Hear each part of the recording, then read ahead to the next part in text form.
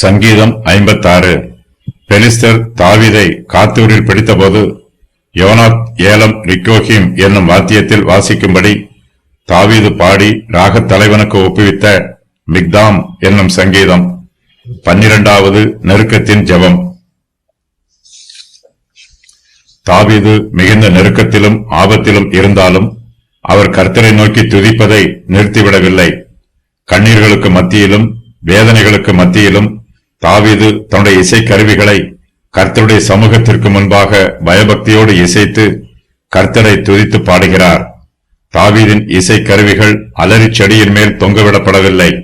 அது எப்போதும் தாவீதின் கைகளில் இருக்கிறது. தாவீதுக்கு பயமும் துக்கமும் அதிகரிக்கும் போது அவர் கர்த்தரை மேலும் அதிகமாய் துதித்து பாடுகிறார்.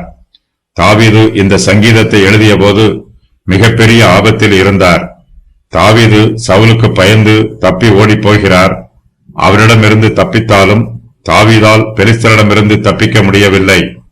பெலிஸ்தர் தாவீதை காத்தூரில் பிடித்துக் கொள்கிறார்கள்.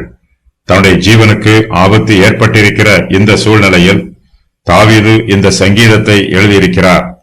தன்னுடைய சத்துருக்களின் துர்க்குணங்களை தாவீது கர்த்தரிடத்தில் முறையிடுகிறார். கர்த்தர்தாமே தனக்கு தமது இரக்கத்தை காண்பிக்குமாறும் தன்னுடைய சத்துருக்களுக்கு நீதியான தண்டனை கொடுக்குமாறும் தாவீது கர்த்தரிடத்தில் வேண்டிக் கொள்கிறார். இந்த பிரபஞ்சத்தில் தான் ஜீவனோடு இருக்கிற நாளெல்லாம் தான் கர்த்தரை துதிக்கப் போவதாக வாக்கு பண்ணுகிறார்.